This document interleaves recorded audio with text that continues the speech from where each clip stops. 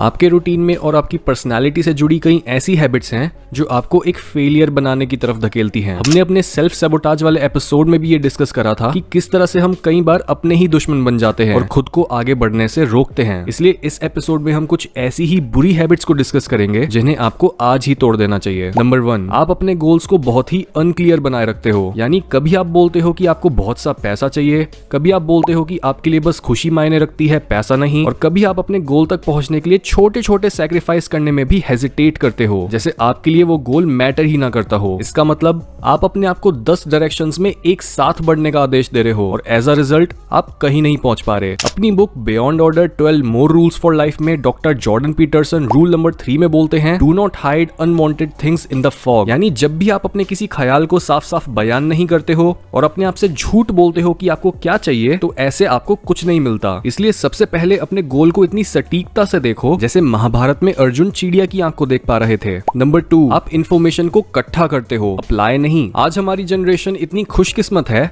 कि हमारे पास पहले की जनरेशन से ज्यादा नॉलेज अवेलेबल है और हम उसे बिना किसी यूनिवर्सिटी को पैसा दिए फ्री में ही एक्सेस कर सकते हैं और अपनी प्रॉब्लम्स का सॉल्यूशन ढूंढ सकते हैं या कोई नई स्किल सीख सकते हैं। लेकिन ऐसे टाइम पर भी बहुत से अनसक्सेसफुल लोग इसलिए पीछे रह जाते हैं क्योंकि वो इतनी ज्यादा एडवांटेजेस होने के बाद भी इन्हें यूज नहीं करते। वो इन्फॉर्मेशन को ले तो लेते हैं लेकिन कभी भी उसे प्रैक्टिकली अप्लाई नहीं करते और एज अ रिजल्ट उनकी लाइफ में कोई परिवर्तन नहीं आता। इसलिए अपनी मेंटालिटी ही कुछ इस तरह की बना लो कि जब भी आपको कुछ अच्छी इन्फॉर्मेशन या गाइडेंस मिले तब आप उसे सीधा प्रैक्टिकली यूज करना शुरू कर दो और देखो कि आपको क्या रिजल्ट मिलता है। नंबर 3, आप फंडामेंटल नॉलेज को रिजेक्ट करते हो। ये मॉडर्न लोगों में अक्सर देखने को मिलता है कि वो किसी भी तरह की एंशिएंट विजडम या पुरानी फाउंडेशनल नॉलेज को ज्यादा भाव नहीं देते और उसे बेसिक समझ के रिजेक्ट कर देते हैं। लेकिन ज्यादातर केसेस में वो बेसिक रूल्स ही होते हैं जिनकी नींव के ऊपर बाकी नए आइडियाज खड़े होते हैं। आपको यहाँ पर ये समझने की जरूरत है कि कई रूल्स यूनिवर्सल और इटर्नल होते हैं जो कभी नहीं बदलते, चाहे वो पैसे कमाने के बेसिक रूल्स हों, लाइफ जीने के बेसिक रूल्स या एक अच्छे इंसान बनने के रूल्स। हर केस में जो नॉलेज पीढ़ियों से चलती आ रही है, चांसेस हैं कि उसमें कुछ ऐसा सच छुपा बैठा है जिसे आप देख नहीं पा रहे हो। इसलिए कभी भी एंशिएंट नॉलेज,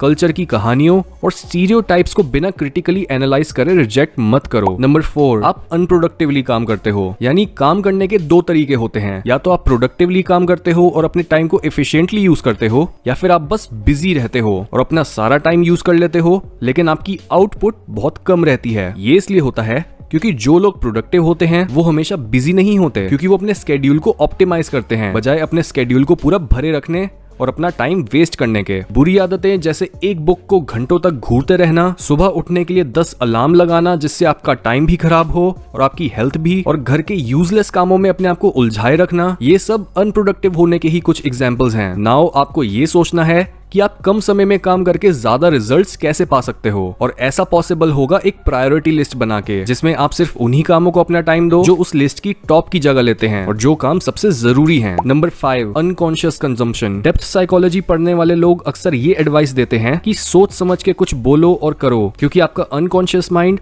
हमेशा आपकी बातें सुन रहा होता है और आप पर नजर रख रहा होता है। इसका मतलब अपने दिमाग को आप जिस तरह की इंफॉर्मेशन खिलाओगे वो उसे ही डाइजेस्ट करके आपको एक बेहतर या बेकार इंसान में ट्रांसफॉर्म कर देगा। ज्यादातर लोग बिना सोचे समझे ही अपने मुंह में गंदा खाना डालते रहते हैं, रोने धोने वाले या उल्टे सीधे गाने सुनते रहते हैं और फिर ये सोचते हैं कि वो बाकी लोगों से पीछे क्यों रहते जा रहे हैं। ये इतनी डिप्रेसिंग चीज है कि हम अपने आप को ब्रेन वॉश करवाने और अनहेल्दी बनाने के लिए बड़ी कॉर्पोरेशंस को अपना पैसा दे रहे हैं। इसलिए अनकॉन्शियसली जीना और अनकॉन्शियसली किसी भी चीज को अपनी सेंसेस में डालना बंद करो और अपने अनकॉन्शियस माइंड को ग्रेटनेस, हेल्थ और सक्सेस जैसी चीजों से भर दो। और जैसा कि अमेरिकन ऑथर नील डोनाल्ड बोलते हैं कि एक ऐसी जिंदगी जिसमें आप अपनी किस्मत को चूज करते हो वो कॉन्शियस एक्शन से आती है, लेकिन वो जिंदगी जिसमें आप दुनिया पर मेहरबान रहते हो बजाय खुद रिस्पॉन्सिबिलिटी लेने के, ऐसी जिंदगी अनकॉन्शियस एक्शन से आती है।